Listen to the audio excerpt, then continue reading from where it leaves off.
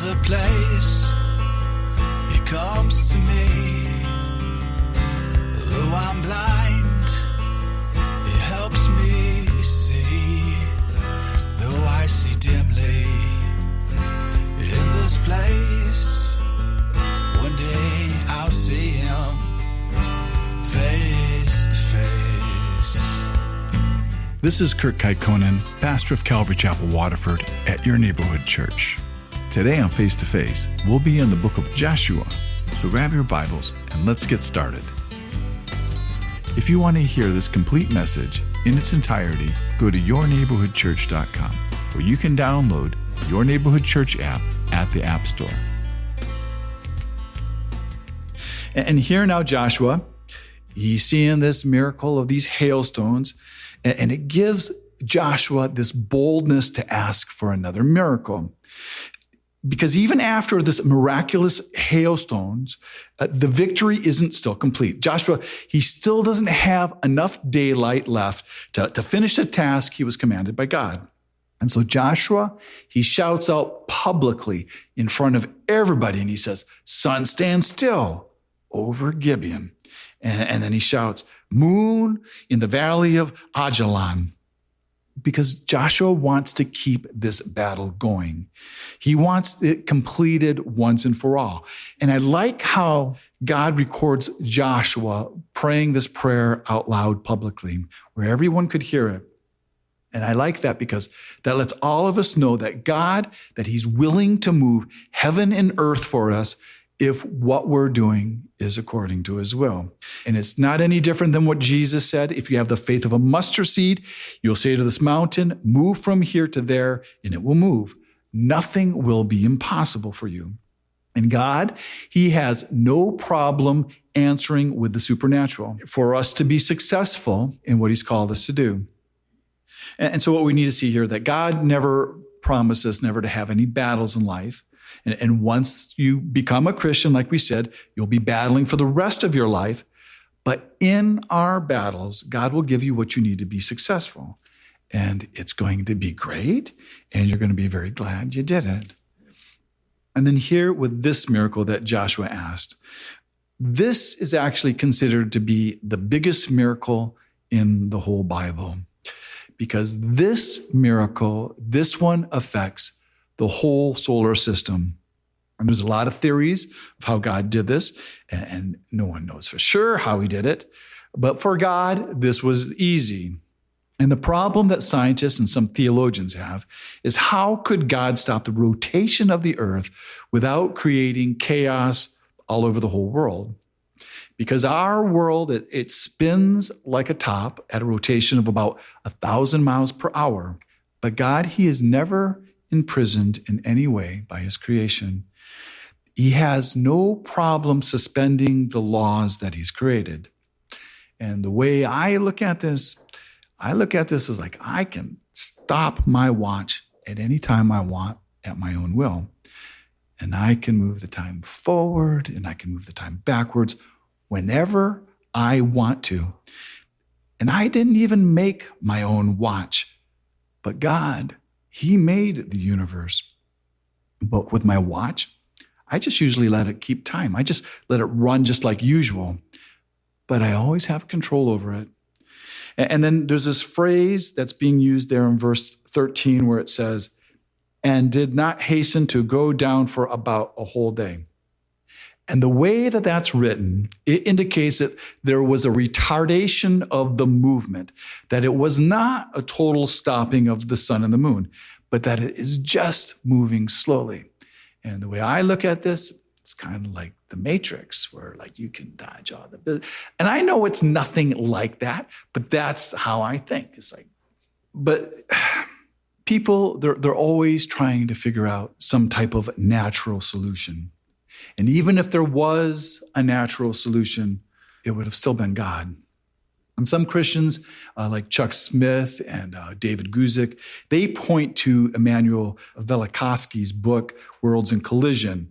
And it'll talk about these things like comets and asteroids, or Venus trying to enter into our solar system, passing close to the Earth. And I don't know if any of that's true, but he also documents in that book this extra long day. And there's others who also document about this extra long day in history, where it was written of in the Egyptian history and in Babylonian history and in the Greek history and Chinese histories. And there was an extra long night in the Inca history, and a day where the sun never rose past the horizon. And I don't know how it happened. I just know that it happened, and I believe it. And there's something you have to realize here is that the Christian faith is a miraculous faith, where not everything has a natural explanation. That doesn't work with Christianity. And then to quote one of Salem's favorite authors, C.S. Lewis, he says, the mind that asks for a non-miraculous Christianity is a mind in the process of relapsing from Christianity into mere religion. And if you've ever heard about those stories about how the NASA scientists, they had to calculate that long day of Joshua to be able to, this formula for something they were trying to do, that story has been proven not to be true.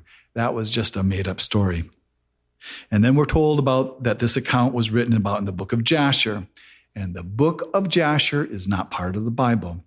And we don't have that book anymore, though there is a book called the book of Jasher, but it's not this book of Jasher. It's not the original. But the book of Jasher is also mentioned in 2 Kings 1:18, and it contains the eulogy of King David for King Saul. And so then after all this, it says that they returned back to the camp at Gilgal. But that phrase there is believed to be a quotation from that book of Jasher, because Israel did not return to Gilgal till after the defeat of central Canaan. They had made a temporary camp, and we'll read it later on down in a few scriptures, at Makkedah near Libnah. Okay, so now you have Joshua here, and he gets this message that all 5 kings have been found hiding in this cave at Makkedah. But Joshua, he doesn't get distracted by the 5 kings imprisoned in the caves, because that's not the big issue here. The 5 kings being captured, that's just a secondary issue. Because Joshua isn't here to conquer kings. What he's doing is he's taking possession of the land, and continuing the fight is the big thing. So what you see here is that Joshua, he doesn't have any ego in this. It's not about conquering kings. And these imprisoned kings, they can be dealt with later. But now what he has to do is he has to finish the battle. And he has to stop the enemy soldiers from re-entering into their cities. And Joshua's instructions to his men was to roll this big stones over the cave and to have just some of the men guard the cave, but the rest of you get back in the fight and attack the rear guard. And so they did. And they didn't allow the enemy to enter their fortified city. But a few of them, they did. They got back to their own cities. But then after this long day, they went back and made camp at Makkedah, like I told you before. And it says in peace. And they have peace because they didn't lose any men. And so you have these men who had to be tired because they had been on the move since the night before. And then they spent the whole day fighting. And then it's been extended with an extra long day. And now they get to rest in peace. And then the next day, Joshua tells them to open the cave to bring out the 5 kings. And that was the king of Jerusalem, the king of Hebron, king of Jarmuth, the king of Lachish, and the king of Eglon. And Joshua has them bring these kings to him, and he calls all the men of Israel there, and he shows them that these kings, that they are just men. And then he tells all the captains to come over to them. He tells them to put their feet on their necks, which means that these kings are in total subjection to them. And then Joshua, he tells the captains the same things that the Lord had been saying to him since he became the leader of Israel. He tells them not to be afraid. And he tells them, don't be dismayed. And he tells them, be strong and of good courage. because he's making these men into becoming leaders like himself. Joshua wasn't going to be around forever, and these battles were going to go on for a long time.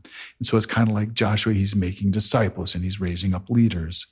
And he wants to build their confidence in the Lord, that the Lord will do these kind of things for them, that God will be the one who fights their enemies, and that God will give them victories over kings, because there's going to be a lot more kings coming.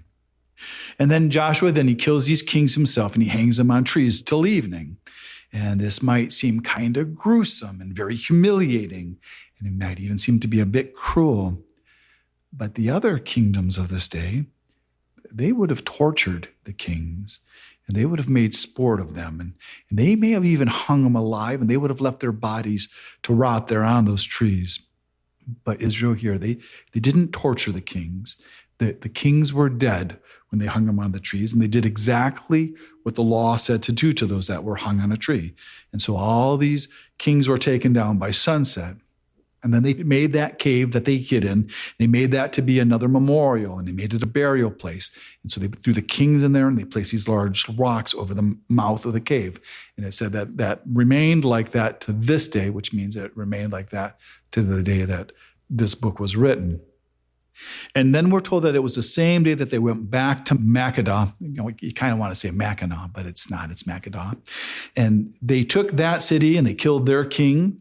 And then they went to Libnah and they took that city and they killed their king. And from there, they take the cities of the kings that they had already killed, that they had buried in the cave, and they take Lachish and Eglon. And then we see that Gezer, they tried to help, but they were just a bunch of old geezers, and so they couldn't help much, and so they killed them. And Lachish, they got themselves killed. And it's believed that these other 6 cities, that it took a period of weeks to maybe up to a couple months to be defeated. But the city of Jerusalem, it was never taken because they had a very strategic location in Jerusalem. It won't be taken until the reign of King David, about 500 years later than this. And then Joshua, he conquers each city one at a time. And it mentions Debar and Kadesh Barnea, and it mentions Goshen, but this is not the same Goshen that was in Egypt. This is a Goshen that's in Canaan. And then after they finished conquering all the southern kingdoms on this campaign, they returned back to their first camp where they all started, back in Gilgal. And then we start chapter 11. And this is a totally different campaign. And this is the conquering of the northern kingdoms. And this chapter is a lot shorter. And so you might want to think, well, this is not such a big deal. It's just kind of like a continuation of that last campaign. But this was a really big deal. Though it starts kind of like the last one in chapter 10, but instead of King Adoni-Zedek, it's this king named Jabin, who's of the city of Hazor. And he's been hearing about all of these battles, where now Israel is conquering everyone that they come across. And Hazor here is the biggest city in all of the northern kingdoms. And if you remember, the size of Jericho, it was only about 8 acres large inside of their city walls. But Hazor is 200 acres inside of their city walls. You've been listening to Face to Face. Face to Face on this radio station has been provided by Your Neighborhood Church. If you want to help support Face to Face and put this program on other stations just like yours, you can contact us at yourneighborhoodchurch.com or write Your Neighborhood Church, P.O. Box 500, Romeo, Michigan 48065. There's a place he comes to me. Though I'm blind, he helps me see. Though I see dimly in this place, one day I'll see him face to face. Tune in again tomorrow at this same time as we continue to go through the Bible.